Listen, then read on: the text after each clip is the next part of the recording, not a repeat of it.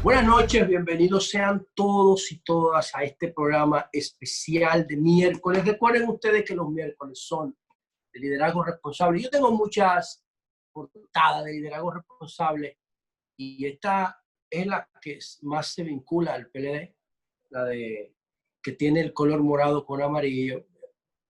Y yo les muestro esta porque yo me siento orgulloso del PLD estatutario, del PLD de Bosch, no del PLD de Leonel y Danilo, sino del PLD de Bosch. A este tenemos que mezclar ese pragmatismo de Danilo y de Leonel, que solamente busca el poder por el poder, con los principios del bochismo, que son los que están resumidos en los estatutos, y esto pretende ser una actualización del bochismo en el siglo XXI. Y ahorita, como siempre les digo, ustedes verán por qué, porque hoy es miércoles de liderazgo responsable aquí en Telenoche. Vamos a estar hablando, vamos a hacer 3 bloques de temas que consideramos nosotros son de interés para todos ustedes. El primero se lo vamos a dedicar a los 3 fenómenos naturales que están incidiendo juntos en la República Dominicana: el fenómeno viral global, la pandemia del coronavirus, el fenómeno atmosférico que posiblemente se llama Isaías. Vamos a hablar de eso porque ahora es un posible ciclón, no tiene nombre, etcétera. Vamos a hablar de toda esa vaina. Y también el tema del polvo del Sahara, que está incidiendo fuertemente en nuestro territorio. Los 3 fenómenos de la naturaleza nos están atacando al mismo tiempo y es una coincidencia histórica interesante. Por un lado, también vamos a hablar luego de Punta Catalina. Punta Catalina, la inauguración de hoy, la información que dio Jaime Aristi Escudé, el administrador de la central energética de Punta Catalina, al decir que el gobierno había decidido comprarle los terrenos al grupo Vichy, pero nadie lo sabía. ¿Qué es la transparencia? ¿Cómo se define eso? Vamos a hablar de eso, vamos a hablar de cómo debiera estar estructurada la tarifa eléctrica después de Punta Catalina, que eso debió decirse en ese discurso de hoy. No se dijo, si se dijo yo no lo escuché, vamos a hablar de eso. Y entonces que estamos pagando una tarifa penalizada, como si estuviéramos consumiendo cigarrillo o romo cuando consumimos energía eléctrica, y vamos a hablar de eso también. Y en el tercer bloque vamos a hablar, también, cuando hablemos de la tarifa, que la tarifa la paga la clase media porque los pobres están subsidiados. Entonces están subsidiados los pobres, los que pagan la tarifa al precio que fija la Superintendencia de Energía, es la clase media. Y esa clase media, encerrada en su casa, teniendo que consumir más energía eléctrica por obligación, fue penalizada por ese consumo durante la cuarentena. Y eso se reflejó en la votación, seguro, porque la tarifa se duplicó. Y el gobierno, en vez de asumir ese aumento, entonces lo que hizo fue que se lo traspasó a los consumidores. ¡Bum! Le dio en la madre.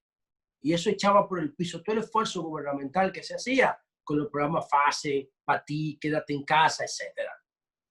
Y entonces en el tercer bloque vamos a hablar de un controvertido proyecto que se está anunciando en la provincia de Altagracia, que es otro aeropuerto. Ya la provincia de Altagracia tiene, la Romana tiene uno, en la provincia de Altagracia, o Punta Cana, porque Punta Cana es más trascendente que la misma provincia. Tiene un aeropuerto, ahora sí quiere hacer uno en Bávaro. Pero ¿qué hay detrás de eso? Vamos a conversar de eso también más adelante en el programa, y ojalá que el tiempo lo aprovechemos para tocar otro tema breve. Pero vamos a empezar entonces con las estadísticas que ha generado en el día de hoy el coronavirus. Ya nosotros tenemos 250,000 muestras procesadas en la República Dominicana. En el día de ayer se procesaron 3,471 muestras, y de esos 250,000 muestras se han detectado 66,000 casos. Debido a la República Dominicana, actualmente de esos 66,000 casos, hay 31,100 12 activos, porque 33.000 se han recuperado, 184 se han descartado y 1.123 han muerto. 1.123 defunciones tenemos en la República Dominicana. Entonces, los casos nuevos del virus a partir de esas 3.471 muestras aplicadas son 1.492. Recuerden ustedes que tenemos más de 13 días con 1.000 y pico de casos y el sábado llegamos a 2.000. En abril, mayo, el promedio diario era de 200 casos. Ahora, después de las elecciones, el promedio es por encima de 1.000. Hay que buscar el promedio de eso. Voy a ver los últimos 7 días para hacer un promedio semanal más adelante. Y ese es el tema. Pero seguro que está por encima de 1.000 diarios los casos. Entonces, esa es la realidad que tenemos. Hay un indicador preocupante que es la tasa de casos positivos que se encuentran por las muestras aplicadas, que está en 33.3%. Y entonces, también eso está altísimo con relación al 17, al 20, al 22 que encontrábamos en el primer cuatrimestre del año. Ahora, hay dos noticias positivas con relación al tema del coronavirus. La noticia positiva es la de que 3 laboratorios ya están en la etapa final de las pruebas en humanos. Se trata de AstraZeneca con la Universidad de Oxford. El otro es el de SK Bioscience, que Bill Gates está compartiendo con el gobierno de Corea del Sur. Van a producir 200 millones de muestras para el año que viene. Y el otro proyecto es el de el proyecto del laboratorio Moderna, que también está bajo la influencia financiera de Bill Gates. Y estos 3 modelos de vacuna, en el caso de Moderna, consiguió duplicar el presupuesto de parte del gobierno norteamericano y pasó de 3.000 voluntarios a 31.000 voluntarios.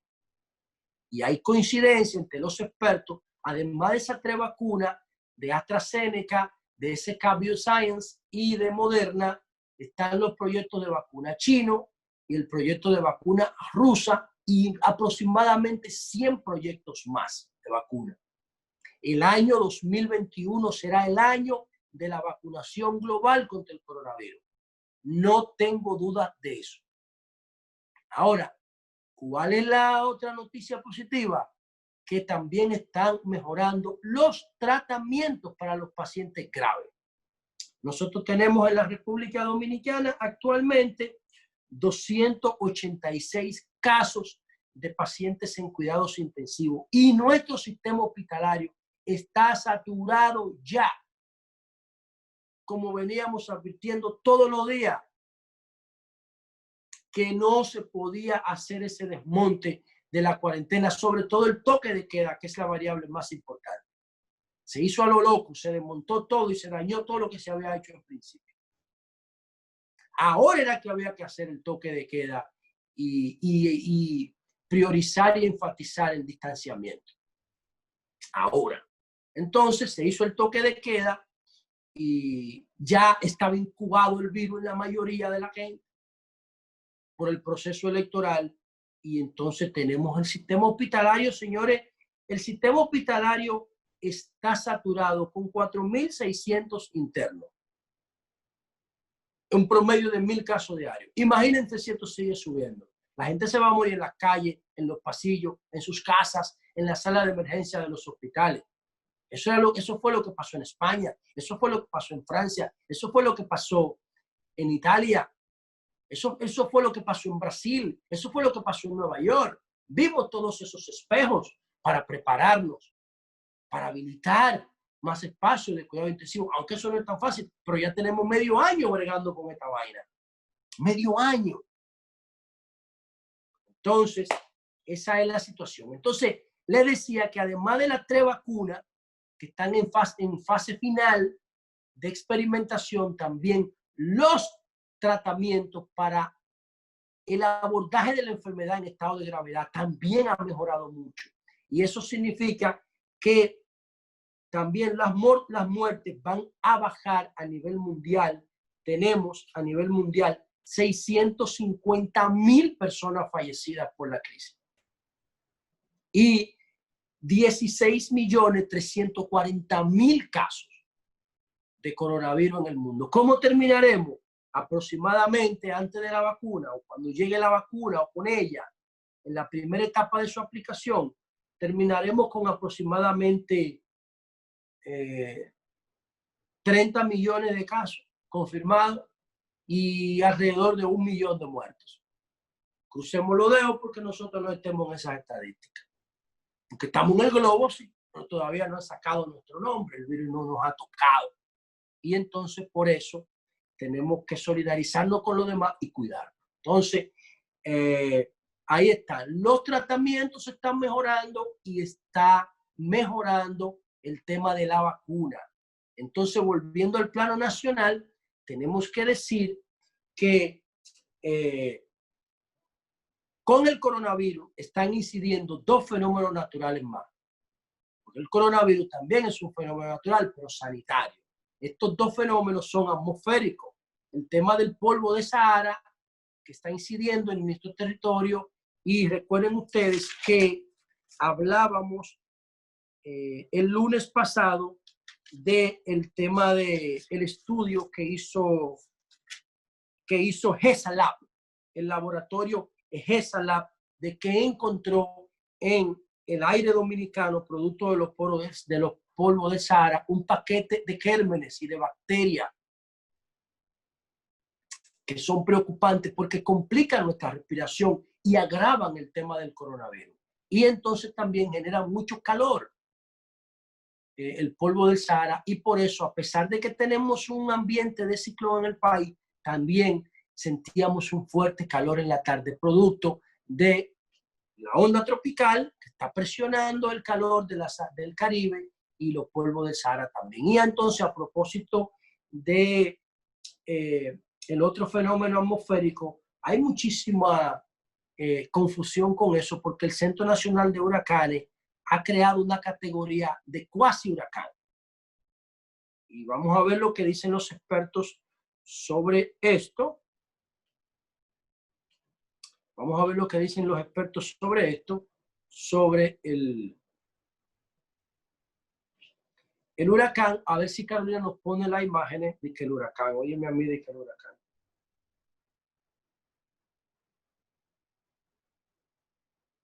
Aquí, ahí está. ¿Ven? Esto que tenemos en el medio es Caucedo, Boca Chica. Y entonces tenemos aquí Barahona y tenemos aquí Punta Cana. Entonces, la tormenta tropical o la onda tropical, porque no se le puede decir ciclón, es el posible Isaías, el posible ciclón, porque todavía no tiene un centro conformado. Ahora lo que tiene es un campo nuboso con viento de 45 millas.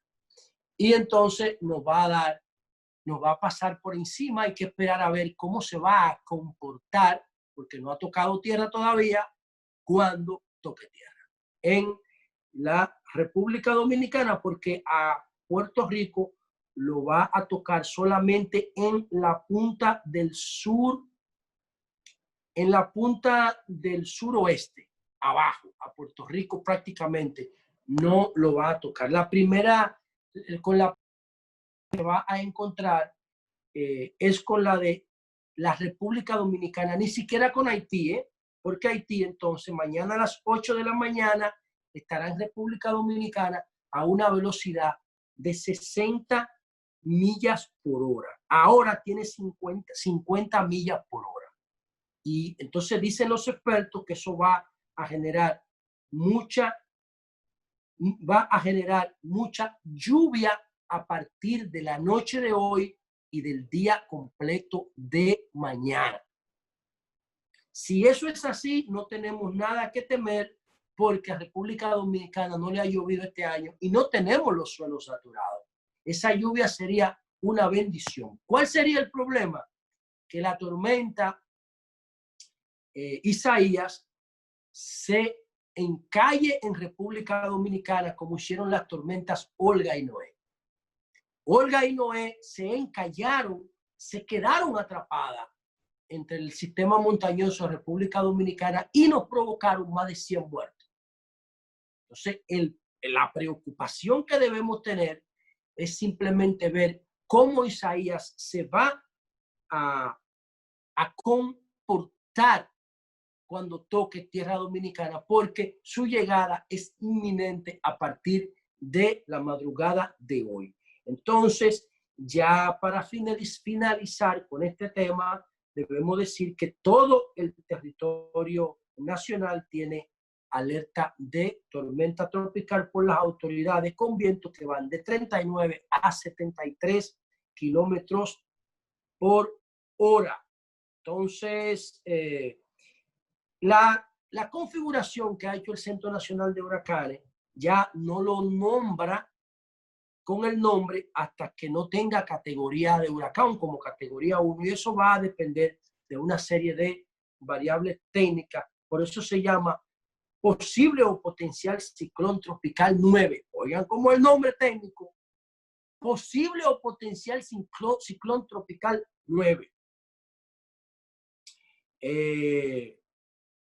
Si llega a bordear las 100 millas por hora, entre 75 y 100 millas por hora, entonces se le pondría el nombre de huracán Isaías categoría 1. Eso es lo que hace complicar a la gente, hermano.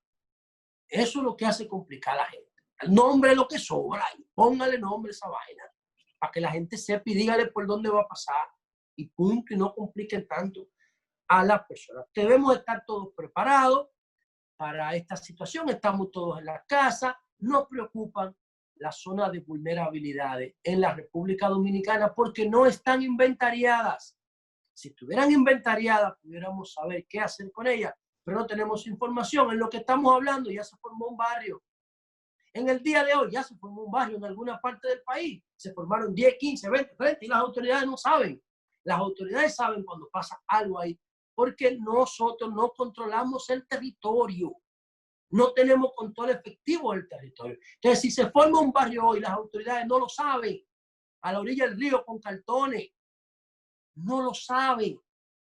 Lo saben cuando viene el accidente y cuando viene la tragedia. Pero algún día tendremos la oportunidad de implementar seguridad perimetral. Y si no lo podemos hacer nosotros, lo harán las generaciones que vienen, porque eso está diseñado científicamente para que tengamos un modelo de seguridad integral que pueda funcionar no solamente para quien asalte y se roba un celular o una cartera, sino también para estos casos de cuando vienen estos fenómenos de la naturaleza, poder hacer una gestión perimetral de sus necesidades. Vamos a hacer un cambio y volvemos después de la pausa.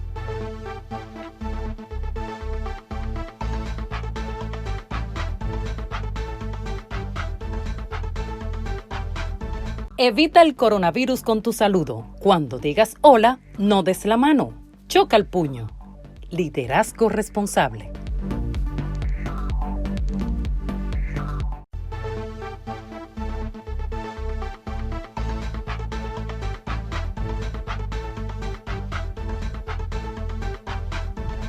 Bien, señores, miren. Cuando inició este proyecto de Punta Catalina, esta planta de generación combinada, 700 megas aproximadamente, déjame buscar el dato para no hablar sin base. Yo saludé este proyecto. Saludé este proyecto. ¿Por qué yo lo saludé el proyecto? Porque saludé el proyecto porque la República Dominicana en el año 1996, y le voy a dar un indicador para que lo cojan rápido. En el año de 1996, nosotros teníamos un presupuesto de 26,000 millones de dólares. Eso fue en el año 2000. Eso fue en el año 1996 cuando el PLD llegó al poder. En el año de 1996, la República Dominicana tenía un presupuesto de 26.000 millones de pesos. Ese era el gasto público para ese año. Ok. El presupuesto 2019-2020 es, escuchen bien, de 921.000 millones de pesos. Pasamos de 26 a 921 en cantidad de miles de millones. Ahora, si usted mete 921.000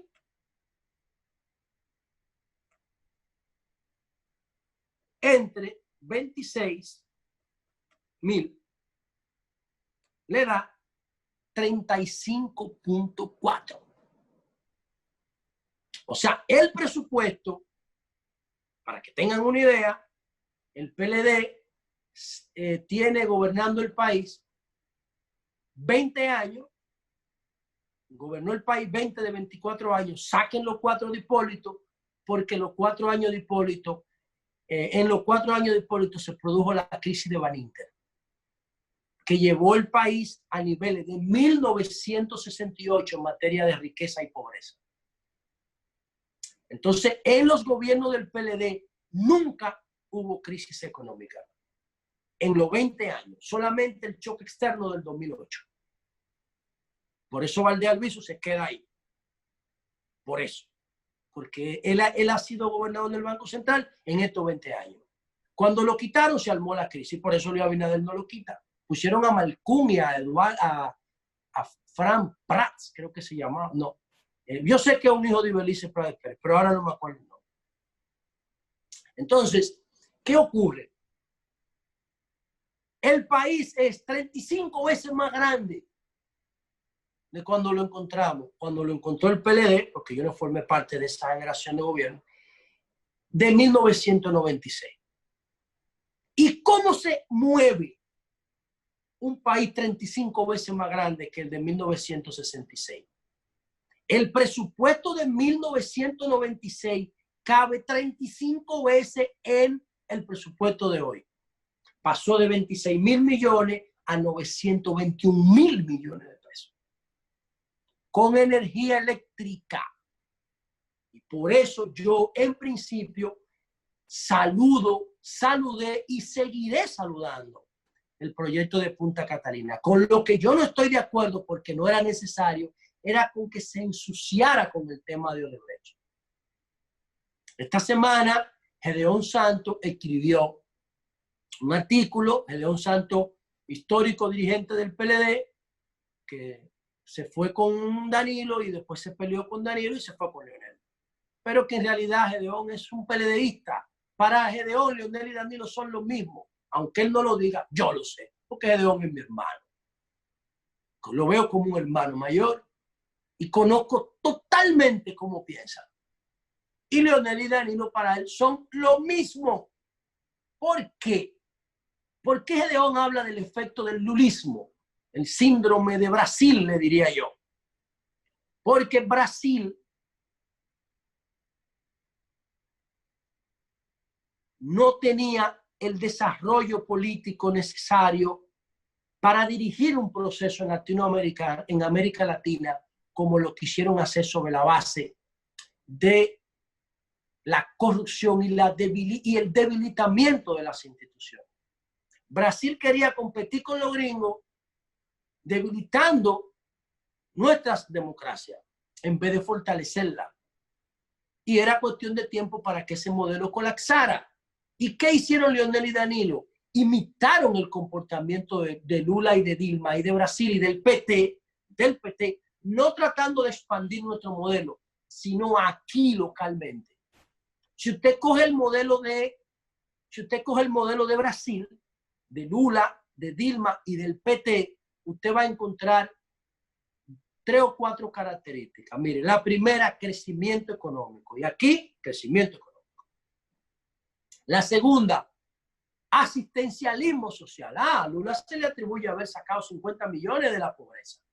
con asistencialismo y crecimiento económico sin participación.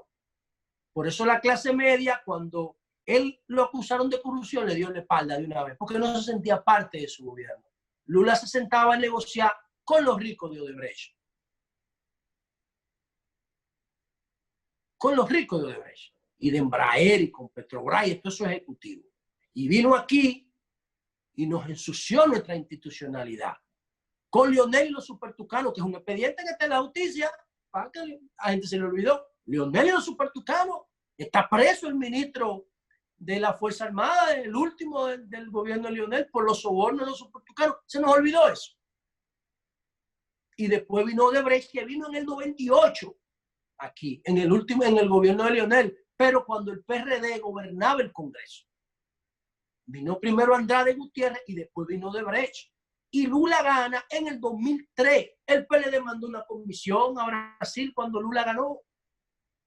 En 2003 yo tenía camiseta de Lula y gorra de Lula y botón de Lula, porque Lula era un símbolo del trabajador en América Latina, del trabajador del metal. Cuando el tipo llegó al poder, conocía a todas esas élites ricas porque él se sentaba con ellos como líder de los sindicatos a negociar. Y en vez de asociarse con el pueblo brasileño, se asoció con esos ricos. ¡Pum! Y se jodió todo. Entonces Leonel imitaba a Lula. Se asociaba con los ricos, crecimiento económico, corrupción y asistencialismo. Ahí están las 4 variables. Y Danilo, ¿qué hizo? Siguió el modelo de Dilma. Que Dilma fue una continuidad del proyecto de Lula. A Dilma la destituyeron por irresponsabilidad fiscal, no por corrupción, pero es una forma. Pero Dilma apoyaba todo eso. Apoyaba todo eso. Porque el problema era la visión del PT, que no tenía una visión sustentada en ciencia. No tenía una visión sustentada en ciencia. No sabían lo que dirigir una clase media que ellos mismos crearon. Como dice Joan Manuel de Serrat. Cuando nace una flor, al olor de la flor se le olvida la flor. Porque cuando usted saca a un pobre de la pobreza, subsidiado, y lo pone a pagar impuestos, ya el que paga impuestos es enemigo suyo como gobierno, aunque usted lo haya sacado de la pobreza. Porque cada vez que ese ex pobre y ahora clase media compra una tarjeta de llamada, en 100 pesos usted le quita 28 para administrarlo usted como gobierno. Y ya él dice, oh, tú me estás quitando mi cuarto, antes tú me dabas, pero ahora me lo estás quitando. Y cuando un clase media compra un galón de gasolina en 200 y pico de pesos, tú le quitas 45 para administrarlo tú en gastos públicos. Ay, ya el tipo dice, mira, tú me estás quitando los cuartos a mí, ya somos enemigos, porque tú me estás quitando lo mío a través de los impuestos. Esos son los impuestos directos, los impuestos indirectos. Y los directos, el impuesto sobre la renta, durísimo.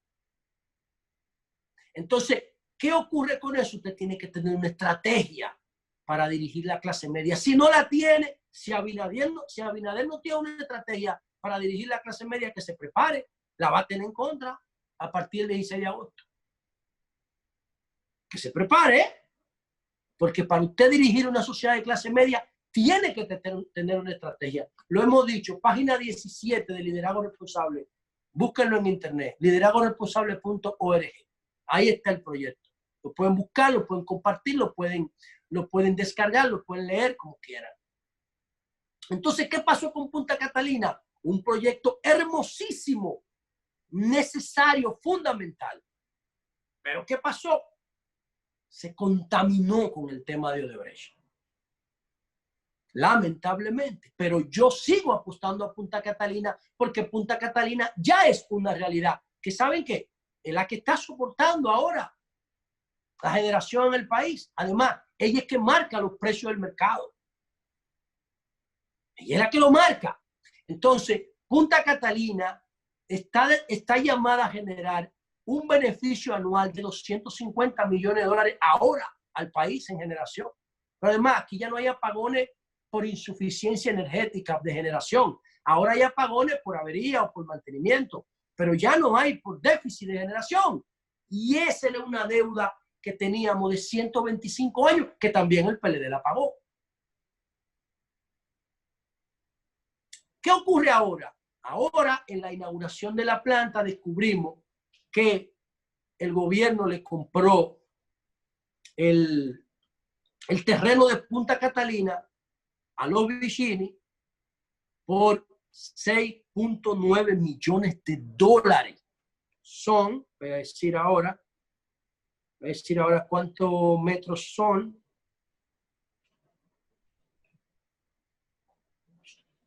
El gobierno, que tiene tierra de mar en todo el país y en esa parte del país, además que pudo haber declarado eso de utilidad pública y pagarlo al precio que manda el mercado,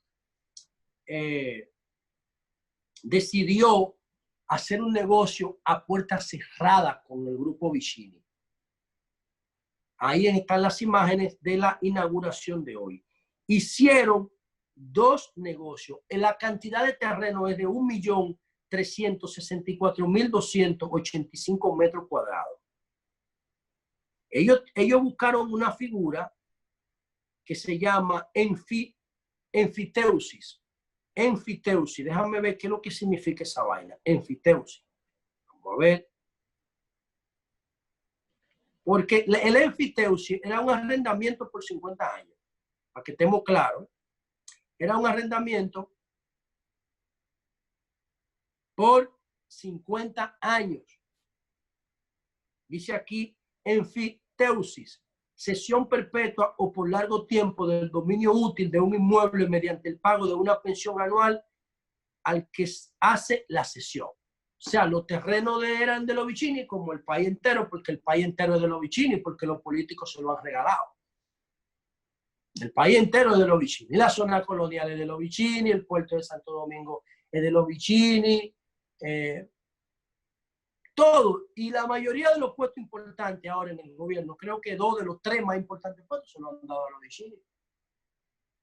Entonces, hicieron ese negocio de arrendamiento de la tierra, venimos aquí, Caro, por 50 años mediante esa figura que les digo ahora que se llama enfiteusis, un arrendamiento por 50 años, y después, señores, cogieron la misma figura del enfiteusis para justificar la venta, pero hicieron una venta a puerta cerrada.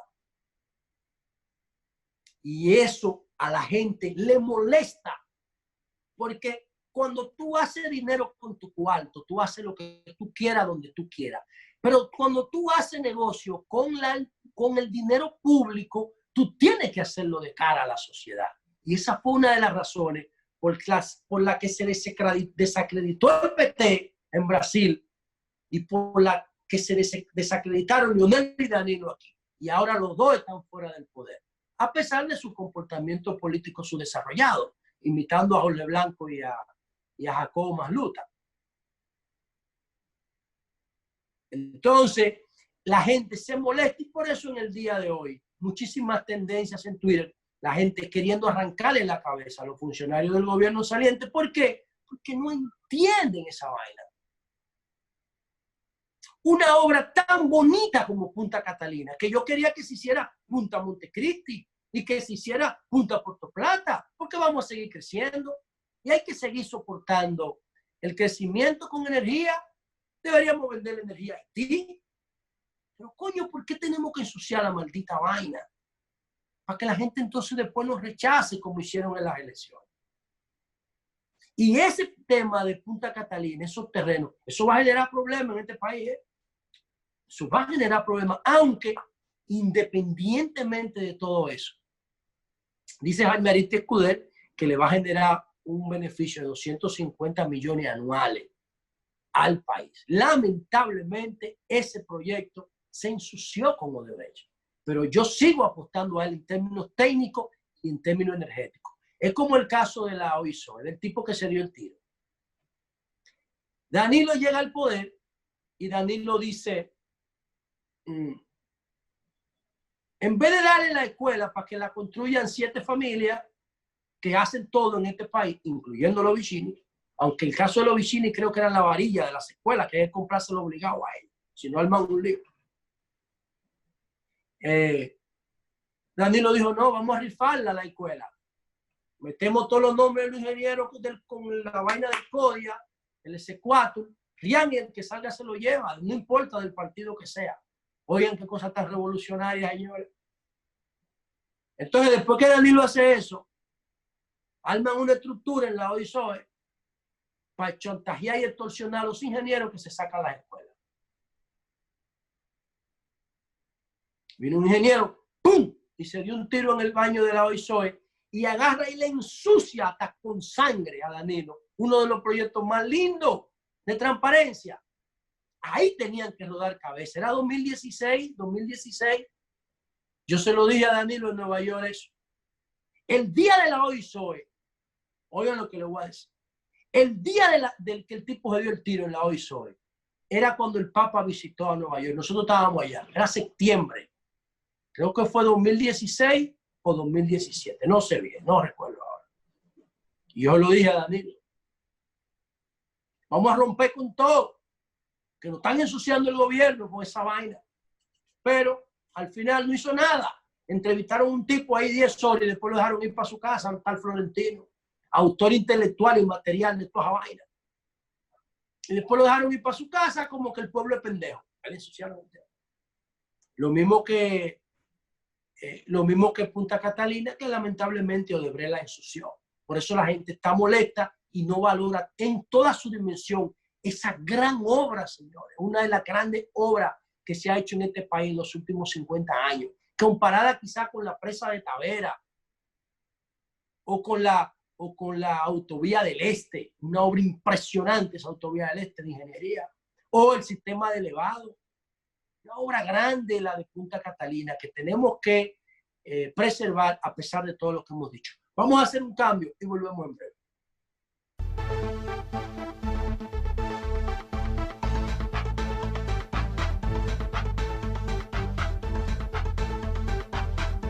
Evita el coronavirus con tu saludo. Cuando digas hola, no des la mano. Choca el puño. Liderazgo responsable.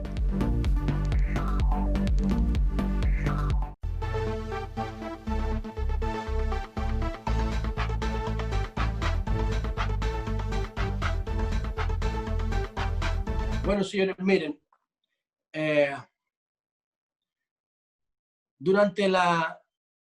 no solamente durante la campaña, sino en los últimos 10 años, yo me peleé con Leonel en el 2010 por el 4%. Con el 4% fue que el pueblo de la clase media empezó a protestarle, ya no eran los trabajadores en la calle ni los barrios quemándole goma al gobierno. La protesta del 4% fue una protesta de clase media, igual que la protesta por la planta de cemento en los Santices, una protesta de clase media, igual que la protesta de la Marcha Verde, una protesta de clase media. Las protestas tradicionales las hacían los partidos políticos y los trabajadores, y los barrios por apagones o por aumento de precio de combustible o por productos de primera necesidad. Pero las últimas grandes 3 olas de protesta, señores, esto es increíble. Yo recojo aquí lo del nuevo empoderamiento ciudadano en la página número 13. Dice aquí, movimientos como el 15M en Madrid, los indignados de Stefan Hessel, la reforma por la educación en Brasil, el 4% para la educación en República Dominicana, las luchas por la educación superior en Chile e incluso los Occupy Wall Street en Estados Unidos denunciando la concentración de la riqueza y la especulación financiera en Estados Unidos, mostraban al mundo forma de protestas y participación nunca antes vista debido, entre otros factores, a las filtraciones de Wikileaks, al apoyo de opinión pública que generaban las redes sociales y un empoderamiento social sin precedentes producido por el milagro tecnológico de Silicon Valley y la posguerra. Yo lo digo aquí, el 4% por la educación, 2010. Y desde el 2010 yo le estoy diciendo a mi partido, no hagan esto, hagan esto. no hagan esto. Y no me hacen caso, porque mi forma de pensar niega su comportamiento. El de ellos, de Leonel y Danilo, no el de Bosch. Bosch hacía una conferencia cada año entre Congresos para actualizar el partido de pensamiento y de ideas. En la última vez que el PLD hizo una conferencia de actualización de ideas fue en el 2005. Yo la organicé con Amarante Baré sobre la juventud. En el 2005, hace 15 años. Partido desactualizado, totalmente desconectado de la sociedad. Y esa desconexión hace que tú no entiendas, no comprendas, no analices, no te des cuenta a quiénes estás dirigiendo. El 80% de la población dominicana es clase media, media baja, vulnerable, media baja, media media, media alta y alta. 80% de la población. Tenemos un 20% de extrema pobreza. Entonces, rico, clase media alta, media, media baja, baja, somos un 80% de la población. Entonces, ¿qué ocurre? En el año 2003, creo que fue, que aquí se hizo un diseño de la tarifa en la crisis. Entonces, había un problema de generación energética y aquí se diseñó una tarifa para desincentivar el consumo, para que usted no consumiera mucho. Entonces se utilizó la misma figura que se le pone al alcohol y los cigarrillos y a la comida chatarra en algunos países desarrollados, que le pone un impuesto alto para que usted no la consuma. Entonces aquí el romo, el cigarrillo y la comida chatarra, no creo que la comida chatarra, pero el romo y el cigarrillo, tiene un impuesto desproporcionado para que la gente no lo compre por el precio caro, porque esos productos hacen daño. Ese mismo criterio se utilizó para la factura eléctrica. Si tú consumes mucho, te penalizo. Y si no consumes mucho, no te penalizo. ¿A quién era esa penalización? A la clase media, señores. Porque los pobres no consumen mucho, porque no tienen con qué consumir mucho, porque no tienen aire acondicionado, central, no tienen 20 computadoras, no tienen lavadora, secadora, un paquete de vaina que disparan el consumo. Entonces eso era una penalización al consumo de clase media. ¿Por qué se hizo eso a principios del año 2000? Porque no teníamos generación y no queríamos que la gente consumiera. Ahora, ¿cómo se estructuró esa penalización? Yo se lo digo ahora mismo, mire. Se lo digo ahora mismo. Si usted tiene un consumo de 0, usted parte con un costo de 137 pesos en la factura. Si usted consume de 0 a 200 kilos, usted paga el kilovatio hora a 4 pesos con 44 centavos. Si usted consume de 200 a 300 kilos, lo paga a 6,97. A 6,97. Y si usted consume de 700 kilos en adelante, que es el consumo de clase media, entonces usted paga 10,86 el kilovatio hora. Si usted consume de 1 a 200, lo paga a 4. Si a partir de 200 lo paga a 6,97. Y a partir de 700 lo paga a 10,86. ¿Ve? Entonces, ¿qué ocurre? Esa estructura de factura se hizo no es por tu consumo, es para que tú no consumas. Y cuando vino la crisis, ¿qué pasó? Se dieron dos variables, se juntaron. Había energía para consumir por Punta Catalina y entonces tú tenías que quedarte en tu casa como ahora. Yo estoy trabajando desde mi casa aquí. Yo transmito 7 horas diarias por Zoom. 4 en sol, 1 aquí y 1,5 de productividad en mis otras actividades. Entonces, ¿qué ocurre? Yo tengo que consumir más energía obligado. Porque yo tengo más tiempo en mi casa que en los sitios de mi trabajo donde yo estaba antes. ¿Y qué hizo el Estado? Dejó esa tarifa así. No la reestructuró. Y nosotros estamos pagando una penalidad, no por el consumo, sino por los impuestos que se pusieron en el 2003 para desincentivar el consumo. Entonces nosotros no estamos pagando por energía consumida, estamos pagando porque la factura se estructuró para desincentivar el consumo. Ven, y yo le dije a mi gobierno, señores, asuman el aumento de la tarifa eléctrica por la crisis, porque el público no tiene la culpa de que el gobierno lo mandó a encerrarse en su casa con la cuarentena. El gobierno no lo hizo, no me hizo caso. Encerró a la gente a su casa, le daba 5,000 pesos de subsidio y 8,000 pesos y le mandaba una factura de 10,000.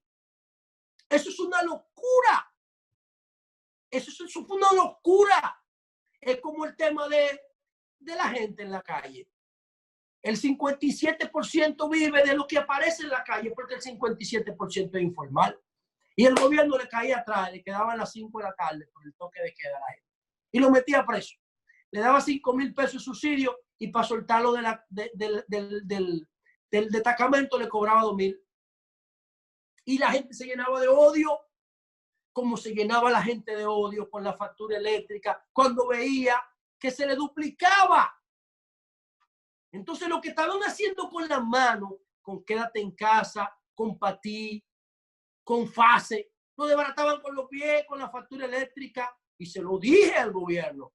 Señores, asuman el aumento de la factura porque ustedes están penalizando a esos millones de gente que ustedes tienen encerrados en la casa.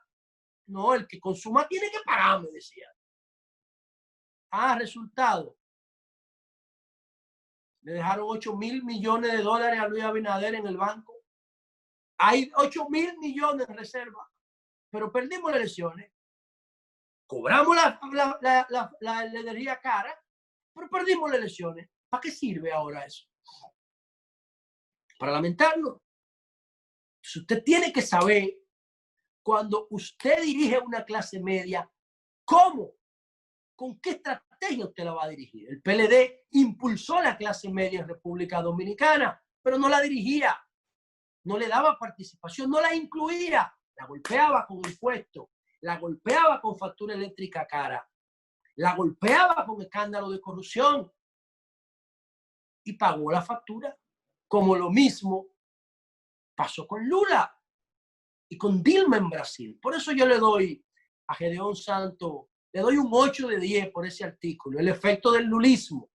¿Por qué le doy un 8 de 10? Porque él debió incluir a Leonel en ese artículo, y no solamente a Danilo. Porque el expediente de los supertucanos no es de Danilo, ¿no? Entonces el modelo de Lula, Leonel y Danilo lo asumieron. Lo sustituyeron por el bochismo a Lula y a Dilma. Estamos pagando el precio electoral de eso. Por último, Estados Unidos tiene una agencia que se llama USAID. Estados Unidos vive haciendo negocio aquí, pero Estados Unidos no permite que venga un gringo y empiece a repartir cuarto en el Congreso. Deberían haber más de 50 sometimientos por Odebrecht en el Congreso. Lo que pasa es que en este país hay gente muy dichosa que cogía los cuartos en efectivo, tigres, y no lo metieron en el expediente. Pero ahí se dice que son más de 50 los que están implicados en el caso de Odebrecht, en los chantajes, en los sobornos. Ahora, usted nunca va a ver a la USAID metida en un caso de soborno, porque la USAID no le da dinero a los funcionarios. La USAID financia programas de desarrollo y nos saca cuarto en los contratos y la vaina, pero no da dinero a soborno. Si Lula y Dilma hubiesen hecho eso aquí y crean una agencia de cooperación, en vez de estar dándole cuarto a los partidos para sobornarlo en el Congreso, hubiese promovido programas de desarrollo a través de una agencia de cooperación dominico-brasileña, no hubiese habido problema ni aquí, ni en Perú, ni en Chile, ni en Colombia, ni en Argentina, ni en Cuba, ni en Miami, en todos los sitios donde Odebrecht pasó, dejó una estela de corrupción y ensució nuestro sistema. Y a mí particularmente me duele porque me ensució mi partido. Y por eso yo decía que Joao Santana era un asesor chatarra que nos iba a meter en un lío. Mírenlo ahí los resultados. Señores, no tenemos tiempo para más. Se nos quedó el tema del aeropuerto de Bávaro y el grupo Cisneros, pero eso lo tratamos después, en otra ocasión. Gracias por la audiencia. Cuídense con la tormenta Isaías. No coman en demasía porque no es necesario. Esto va a pasar de una vez y ojalá que ustedes puedan sobrellevar esta situación de la mejor manera posible. Nos vemos mañana.